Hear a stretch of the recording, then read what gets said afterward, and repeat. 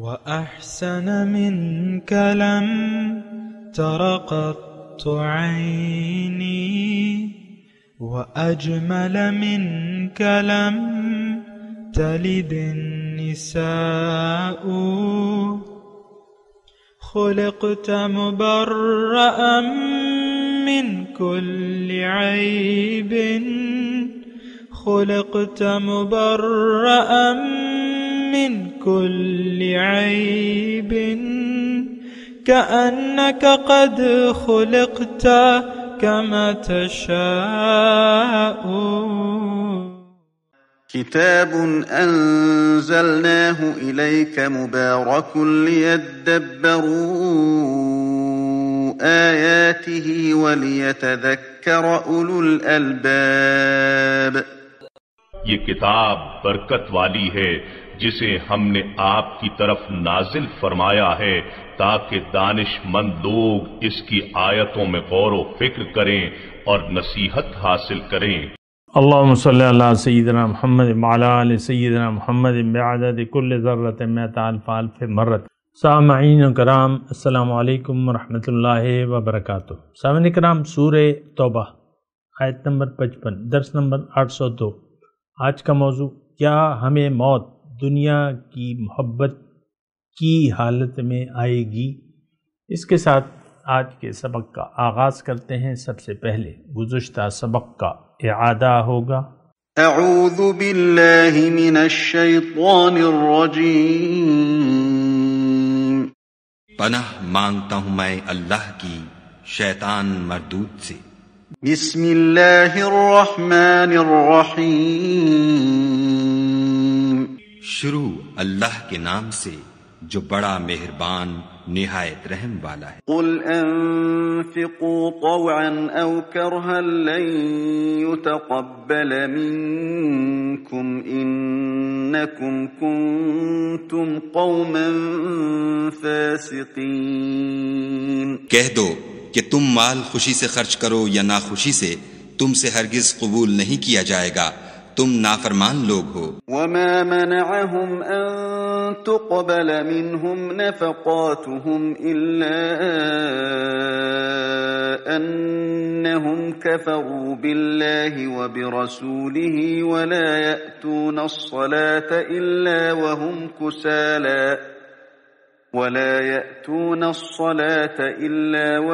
كسالى ولا ينفقون إلا وهم كارهون۔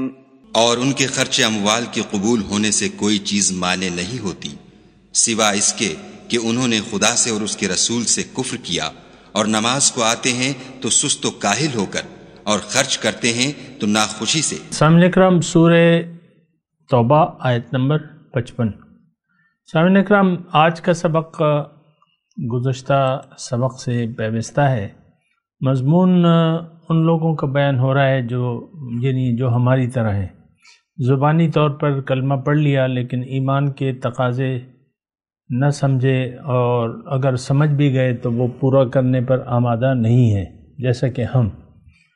تو بہرحال جو گزشتہ سبق تھا تو اس میں تو ہم نے یہ پڑھا کہ بھئی مومنوں کے بارے میں حل تربصون بنا الا احدى الحسنین، حل تربصون بنا الا احدى الحسنین، یعنی مومن کا حال یہ ہے کہ وہ ہر حالت میں خوش ہوتا ہے، اور ہر حالت اس کے لیے خوشی کا باعث ہوتی ہے، چاہے وہ تکلیف ہو، چاہے وہ راحت ہو، چاہے وہ آسائش ہو، چاہے وہ تنگی ہو۔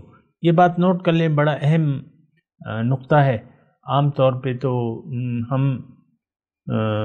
ایسا نہیں سوچتے، اور ہر شخص ناخوش ہے، اپنے حالات سے ناخوش ہے، مزید بہتری چاہتا ہے۔ نہیں، ایسی بات نہیں ہے۔ مومن جو ہے، دیکھیں، مومن جو ہے وہ اپنے آپ کو اللہ کے حوالے کر دیتا ہے، اپنی مال و جان کو اللہ کے لیے وقف کر دیتا ہے، اور زندگی اللہ کے لیے گزارتا ہے، اللہ کو منزل بنا کے اللہ کے راستے پر۔ جب وہ ایسا کرنا شروع کر دیتا ہے تو اس کی زندگی جو اس میں ٹھہراؤ آ جاتا ہے، وہ اللہ کی رضا پر راضی ہو جاتا ہے، اور جو بھی اسے پیش آتا ہے وہ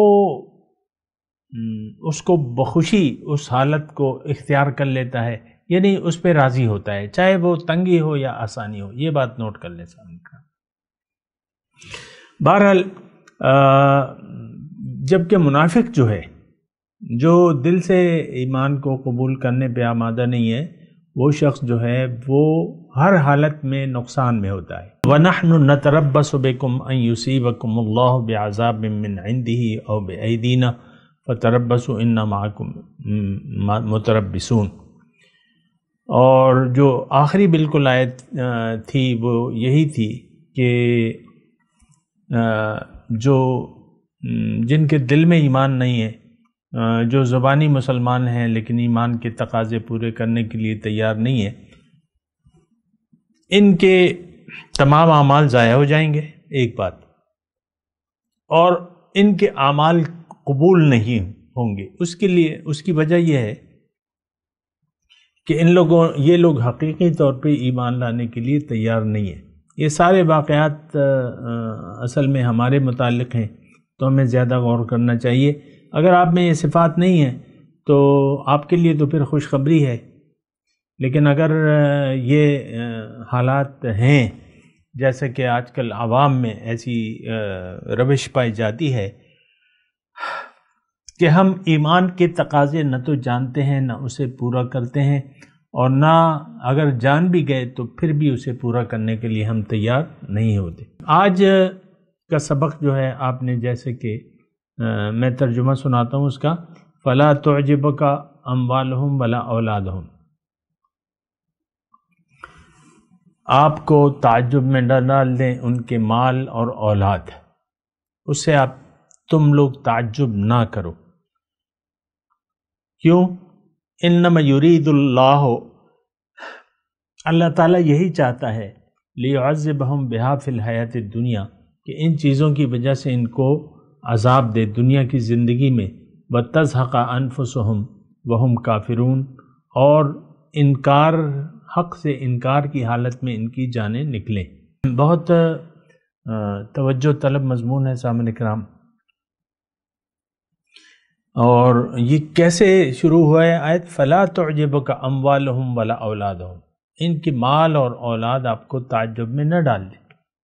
عام طور پہ دیکھیں، ہم مال اور اولاد کی فراوانی چاہتے ہیں. مال تو ہمارے لیے سب سے بڑا فتنہ ہے، آزمائش ہے، اور ہم اس آزمائش میں فیل ہو گئے. مال کو ہم نے اصل حقیقت سمجھ دیا ہے، اس کو فائدہ دینے والی چیز سمجھ دیا ہے. مال کو النافع الضار، یہ اللہ کی صفات ہیں کہ ہم نے مال کو سمجھ دیا ہے. مال نہیں ہوگا تو نقصان ہو جائے گا، مال ہوگا تو فائدہ ہوگا. اور آپ دیکھیں میں ایسی بات نہیں کرنا چاہتا جو حقیقت کے خلاف ہو. آج پاکستانی معاشرے کو دیکھ لیں، اپنے آپ کو دیکھ لیں، اپنے جو ضمیر ہیں وہ ہم نے اپنے ضمیر بیچ دیے ہیں پیسے کی خاطر.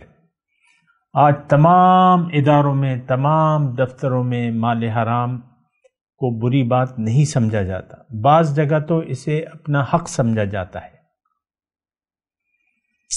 اور لوگ اصرار کرتے ہیں کہ بھئی اس کے بغیر کام نہیں ہوتا. عام طور پہ آپ دیکھیں ہمارے دفتروں میں رشوت کا چلن ہے عام طور پہ پورے پاکستان میں. اور بہرحال یہ سمجھنے کے لیے میں کہہ رہا ہوں، ورنہ ہمارے دل جو ہیں، اصل میں بات یہ ہے کہ ہمارے دل دنیا دار ہو چکے ہیں. دنیا کی محبت میں ہم لوگ گرفتار ہیں. ہمیں چاہیے یہ تھا کہ ہم عشق الہی میں گرفتار ہو جاتے، لیکن ہم نے دنیا کو دل دے دیا ہے. ایک دل تھا، وہ دل دنیا لے گئی ہے ہمارا، دوسرا دل تو ہے نہیں. تو دل تو ایک ہی جگہ، یہ بات نوٹ کر لیں، دل تو ایک چیز پہ آتا ہے، بیک وقت دو متضاد چیزوں پہ دل نہیں آتا. مال یا ظاہر اور باطن، یہ دونوں ایک دوسرے کا تضاد ہیں. اللہ کی اپنی ایک شان ہے، اور وہ اس کے برابر کچھ بھی چیز نہیں ہے. وَلَمْ يَكُنْ لَهُ كُفُوًا أَحَدٌ ہے، اس کے برابر، اس کے ہمسر کوئی چیز بھی نہیں ہے. تو جب اللہ تعالیٰ دیکھیں اتنی بڑی ذات ہے، اور بڑی ذات تو ہے لیکن وہ ہم سے ہمارے قریب ہے.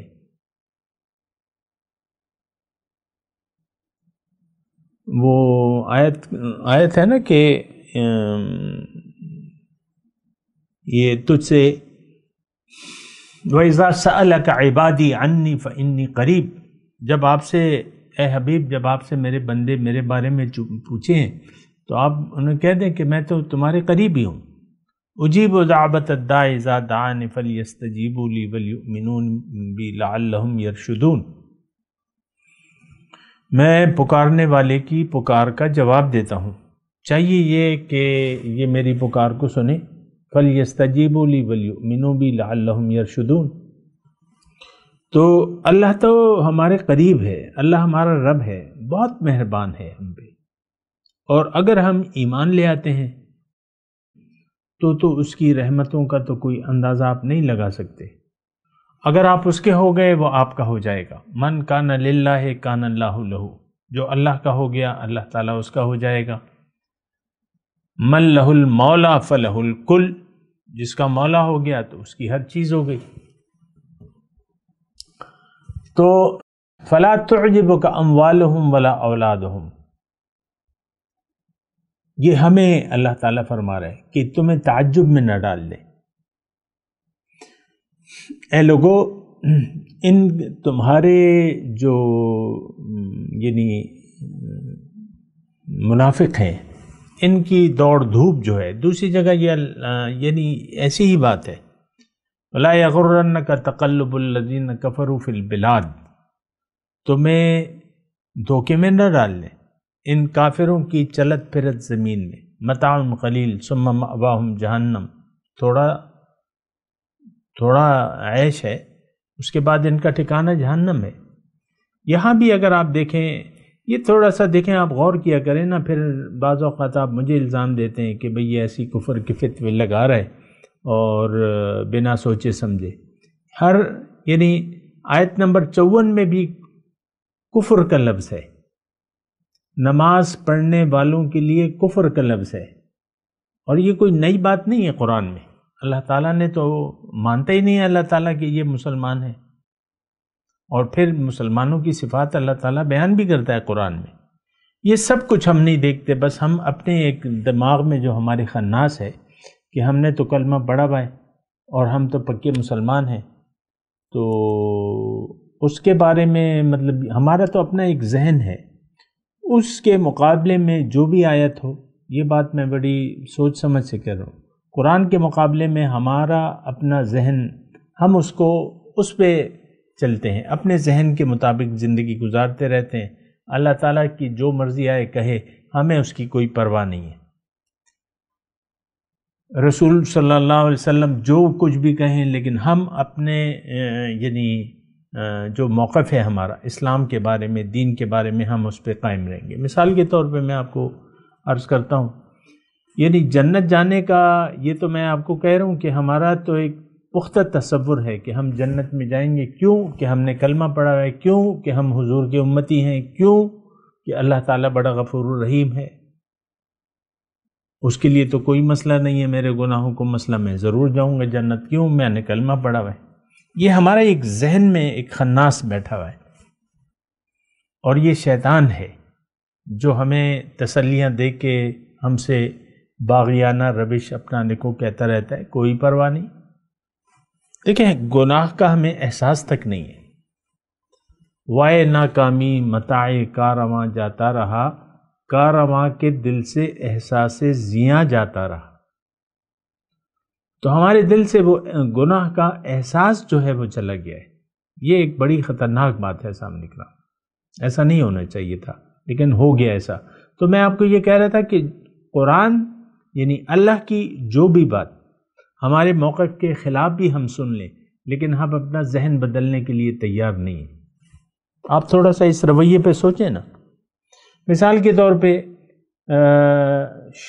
یعنی بیوی کے اوپر شوہر کے کیا حقوق ہیں، یا شوہر کا جو ادب ہے، یا کہنا ماننا ہے، یا اس کا خیال کرنا ہے، تو بیوی کو معلوم ہوتا ہے بعض اوقات، اکثر اوقات یعنی سنتے رہتے ہیں، لیکن بس وہ بیگم صاحبہ جو ہے اپنے خیال کے مطابق اپنے اخلاق پہ نظر ثانی کرنے کے لیے تیار نہیں ہوگی۔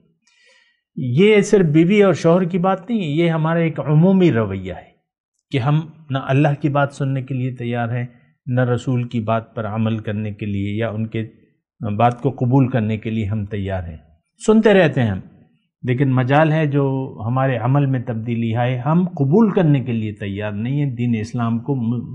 مسئلہ یہ ہے، اور وہ کیوں؟ اس کی وجہ کیا ہے کہ ہماری ترجیح جو ہے دنیا میں رہنے کی اللہ نہیں ہے، آخرت نہیں ہے، اللہ کی رضا نہیں ہے۔ تو جب اللہ کی رضا کی آپ کو کوئی پرواہ نہیں ہے تو قرآن میں آپ سنتے رہیں باتیں، حضور کی باتیں سنتے رہیں صلی اللہ علیہ وسلم، آپ پہ تو کوئی اثر پڑنے والا نہیں ہے۔ یہ ہمارا یعنی اجتماعی مسئلہ ہے، میں انفرادی یعنی اگر نام بھی لیتا ہوں لیکن مسئلہ ہمارا اجتماعی ہے، مومن نہیں ہے، آج جو ہے مومن نہیں ہے۔ تو اب میں بات کہاں سے میں نے شروع کی تھی؟ میں نے کہا کہ ہر جگہ یہ نام نہاد مسلمانوں کے لیے اللہ تعالیٰ کافر کا لفظ استعمال کر رہے ہیں، اور آیت نمبر 54 جو گزشتہ تھی اس میں تو واضح طور پہ اللہ تعالیٰ نے فرمایا، اور اس آیت کو اگر آپ خاص طور پہ دیکھیں اس میں نماز پڑھنے والے ہیں یہ لوگ، اور خرچ کرنے والے ہیں، نماز بھی پڑھتے ہیں، اللہ کی راہ میں خرچ بھی کرتے ہیں، لیکن اللہ کیا فتویٰ لگا رہا ہے کہ بھئی ان کے میں اعمال اس لیے نہیں قبول کروں گا۔ یہ یعنی آیت کا جو گرامر کے حساب سے جو طرز تخاطب ہے، اللہ تعالیٰ فرما رہا ہے ما منعهم ان تقبل منهم نفقاتهم الا انهم كفروا بالله ورسوله۔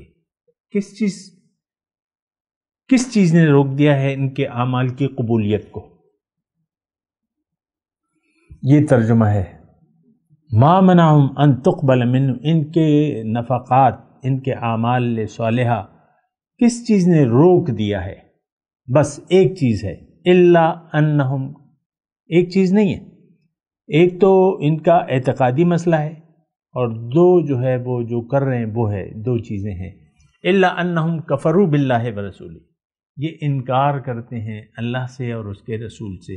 اللہ سے انکار کا مطلب میں نے آپ کو بتایا بھی تھا، دوبارہ میں آپ کو یاد دلا رہا ہوں کہ اللہ سے انکار کا مطلب یہ ہے کہ یہ اللہ کو مقصد حیات بنانا نہیں چاہتے، زندگی اللہ کے لیے گزارنا نہیں چاہتے، اللہ کی رضاؤں کی ان کو کوئی پرواہ نہیں ہے۔ انکار ہو گیا نا، اللہ کو رب ماننے کے لیے تیار نہیں ہے۔ دیکھیں انکار کیا ہے؟ رب، کہ آپ اللہ کو رب تسلیم کرنے سے انکار کر دیں، اور رب کا میں نے آپ کو معنی بیان کیا ہے کہ رب کے معنی میں الہ بھی شامل ہے۔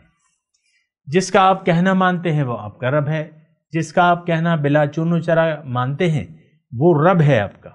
تو ہم اللہ کو رب بنانے کے لیے تیار نہیں، تو کفر ہو گیا کہ آپ اللہ کو رب ہی نہیں مانتے،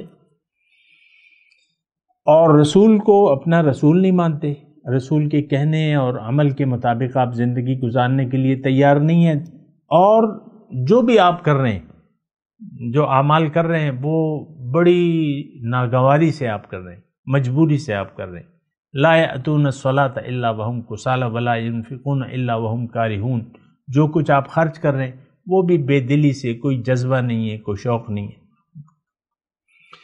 تو اب آج کا جو سبق ہے فلا تعجبک اموالہم ولا اولادہم، ان کافر نما مسلمانوں کے پاس اگر مال و دولت ہے تو آپ اس پر تعجب نہ کرو۔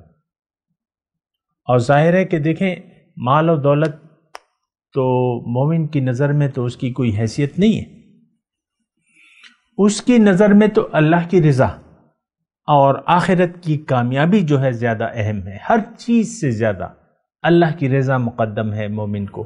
یہ بات نوٹ کر لیں سامنے، ہر چیز سے زیادہ اللہ کی رضا وہ چاہیے اس کو۔ تو فلا تعجبک، اچھا اس میں یعنی الا فلا تعجبک اموالہم ولا اولادہم، اس پہ میں بات کر رہا تھا کہ دراصل ہم جو ہیں یعنی جو مردم شماری والے مسلمان ہیں، برائے نام مسلمان ہیں، ہم تو مال اور اولاد کسی کے پاس ہو تو ہم تو بڑا اس پہ رش کرتے ہیں، یار بڑی جلدی کامیاب ہو گیا، دیکھو یار کیسی دکان چل رہی ہے، کیسا کارخانہ چل رہا ہے، کتنی بڑی نوکری لگ گئی ہے، ڈھیروں مال پانی کما رہا ہے، بڑا خوش قسمت ہے، لک ہے اس کو، کیا وہ کہتے ہیں نا، اس کو لک کہتے ہیں۔ پوچھو نا ان سے کہ یہ کیا ہے، کہتے ہیں یہ لک ہے، یہ ہمارے مقدر میں ہے۔ اس طریقے سے باتیں ہوتی ہیں۔ تو ہم اصل میں یہ اللہ تعالیٰ فرما رہے اور فلا تعجبک اموالہم ولا اولادہم، یہ اللہ تعالیٰ کہ آپ کو تعجب میں، تو اللہ تعالیٰ اسی لیے ہمیں فرما رہا ہے کہ ہمیں تعجب ہوتا ہے، کسی کے پاس مال و دولت کی فراوانی ہو تو ہم متعجب ہوتے ہیں، یار کیسا خوش قسمت ہے، کتنا مالدار ہے، کیسا کام چل رہا ہے، دھڑا دھڑ کام چل رہا ہے، سر کڑھائی میں، انگلیاں کڑھائی میں، وہ ہے نا کیا، وہ ایک وہ ہے، انگلیاں گھی میں ہیں اور سر کڑھائی میں ہے، ایسا کچھ ہے۔ تو ہم تعجب کرتے ہیں، تو اللہ تعالیٰ جو مسلمان ہیں ان سے کہتا ہے کہ نہیں ایسا نہ کرو، اتنا تم یعنی اس کو اہمیت نہ دو۔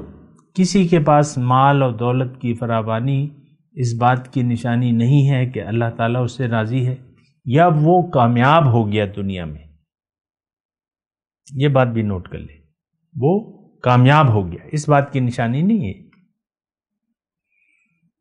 اور آگے جو اللہ تعالیٰ فرما رہے وہ کہہ رہے کہ دیکھو بسا اوقات میں مال اور اولاد کے ذریعے ان کو عذاب دیتا ہوں اور یہ غافل ہو جاتے ہیں اور موت ان کی غفلت میں آ جاتی ہے، اسی حالت میں، یعنی اللہ تعالیٰ، دیکھیں اللہ تعالیٰ کی یاد سے تو ہم نے منہ موڑ لیا ہے، ہم اللہ تعالیٰ کو یاد نہیں رکھتے، نہ رکھنا چاہتے ہیں۔ اچھا، پھر یہ مال اور اولاد کی فراوانی، یہ بھی میں آپ کو یہاں پہ کہہ دوں کہ مال اور یہ جو مال کی خاص طور پہ فراوانی ہے یا اولاد ہے، کسی کے پاس نرینہ بیٹے ہیں، تو بعض اوقات انسان جو ہے وہ اپنے آپ کو بے نیاز سمجھنے لگتا ہے۔ کلا ان الانسان لیطغی ان رآہ استغنی، مال تو فتنہ ہے، اس کو اللہ تعالیٰ نے انما اموالکم اولادکم فتنہ، مال اور اولاد تمہارے لیے ایک فتنہ ہے، آزمائش ہے، بڑی آزمائش ہے۔ اب اس میں ہوتا کیا ہے کہ انسان کے پاس پیسے آ رہے ہیں، مال ہے، اس کے بینک میں پیسے جمع ہے، جو کچھ بھی ہے، تو یہ ایک طرح سے اپنے آپ کو بے نیاز سمجھنے لگتا ہے کہ بھئی کوئی مصیبت آئے گی تو میرے پاس بینک میں پیسے ہیں، میرا کام چل رہا ہے، بس میں دے دوں گا، یہ ہو جائے وہ ہو جائے بس۔ تو اللہ تعالیٰ کو یہ بھول جاتا ہے۔ لیکن جو آیت میں نے آپ کو پڑھ کے سنائی ہے اس میں کیا ہے، ان الانسان لیطغی، انسان سرکش ہو جاتا ہے، باغی ہو جاتا ہے، حد سے بڑھ جاتا ہے جب یہ اپنے تئیں اپنے آپ کو بے نیاز سمجھتا ہے۔ تو یہ ایک بات نوٹ کر لیں، کبھی بھی مال و دولت کی فراوانی جو ہے اس کی تمنا نہ کیجیے، بس جو اللہ تعالیٰ نے آپ کا مقدر کر دیا ہے اس پر آپ خوش رہیے، اور کم کی خواہش کیجیے، زیادہ کی نہ کیجیے۔ انسان ہے وہ تو ظاہر ہے کہ مادہ اور نفس جو ہے اس پر غالب ہے، تو وہ کہتا ہے کہ نہیں زیادہ ہونا چاہیے، لیکن آپ کی عافیت اس میں ہے کہ اللہ تعالیٰ نے جو کچھ بھی جس حالت میں بھی آپ کو رکھا ہے اس پر آپ راضی ہو جائیں، خوش ہو جائیں اس پہ، کیونکہ بس دیکھیں یہ پھر آپ پہ بوجھ بڑھ جاتا ہے، اور پھر اس میں بہت سے خطرات ہوتے ہیں، مال کی فراوانی میں تو بہت سے خطرات ہوتے ہیں سامنے کا نام۔ ابھی میرے پاس وقت کم ہے، لیکن میں آپ کو یعنی موقع کی مناسبت سے یہ بات کہہ رہا ہوں کہ یہ مال اور اولاد کی فراوانی جو ہے اللہ تعالیٰ فرما رہا ہے کہ یہ میرے عذاب کا ایک ذریعہ ہے۔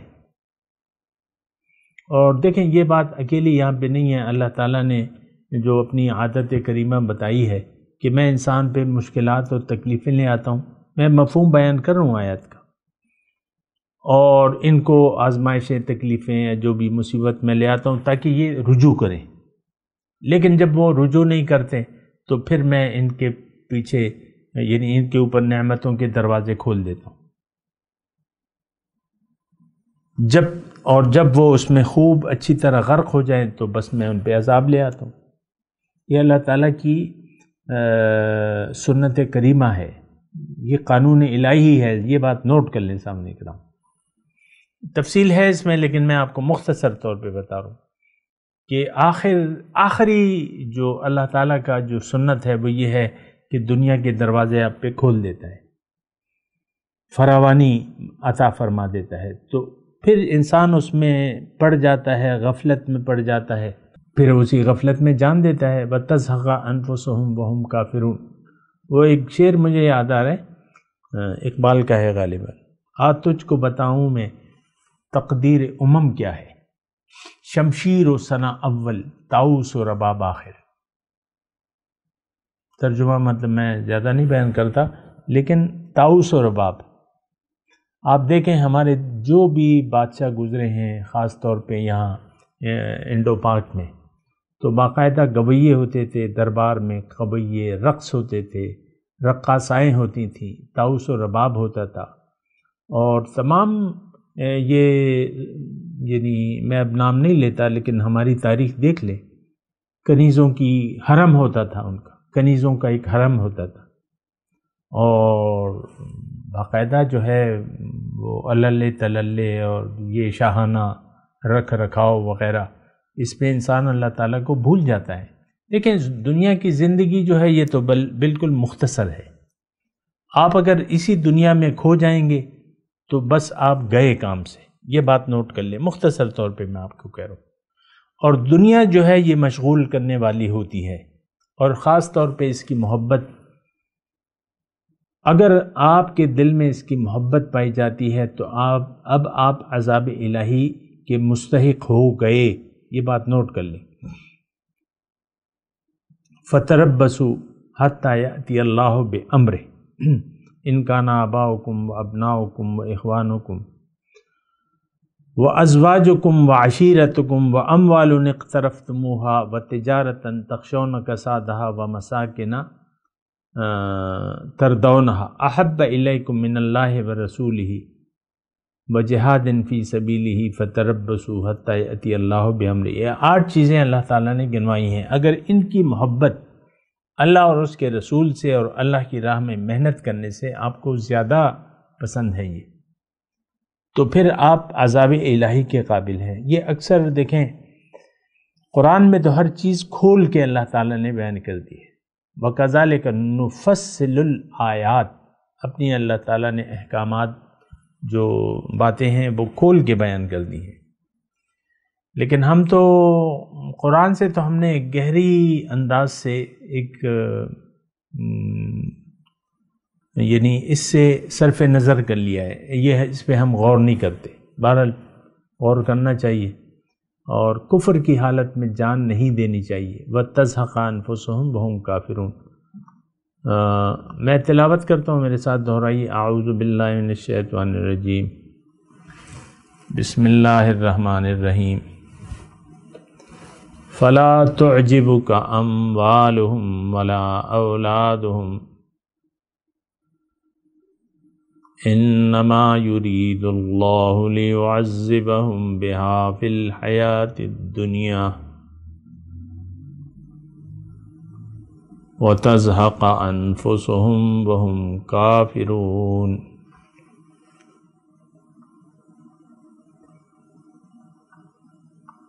ترجمہ سنا دے۔ فَلَا تُعْجِبُكَ أَمْوَالُهُمْ وَلَا أَوْلَادُهُمْ، تمہیں تعجب میں نہ ڈال دیں ان کے مال اور اولاد کی کثرت۔ انما یرید اللہ، کیونکہ اللہ تعالیٰ چاہتا ہے بے شک، لیعذبہم بہا فی الحیات الدنیا، کہ عذاب دے ان کو دنیا کی زندگی میں، وَتَزْهَقَ أَنفُسُهُمْ وَهُمْ كَافِرُونَ، اور ان کی جان نکلے کفر کی حالت میں۔ اب ان آیت کی تلاوت اور ترجمہ۔ اعوذ باللہ من الشیطان الرجیم پناہ مانگتا ہوں میں اللہ کی شیطان مردود سے۔ بسم اللہ الرحمن الرحیم شروع اللہ کے نام سے جو بڑا مہربان نہایت رحم والا ہے۔ فلا تعجبك اموالهم ولا اولادهم انما يريد الله ليعذبهم بها في الحياة الدنيا وتزهق انفسهم وهم كافرون۔ تم ان کے مال اور اولاد سے تعجب نہ کرنا، خدا چاہتا ہے کہ ان چیزوں سے دنیا کی زندگی میں ان کو عذاب دے، اور جب ان کی جان نکلے تو اس وقت بھی وہ کافر ہی ہوں۔ سامعین کرام، اس کے ساتھ آج کے درس کا وقت اختتام کو پہنچا۔ اگلے درس میں انشاءاللہ ملاقات ہوگی۔ وآخر دعوانا ان الحمدللہ رب العالمین۔ مولایا صلی وسلم دائما ابدا على حبيبك خير الخلق كلهم۔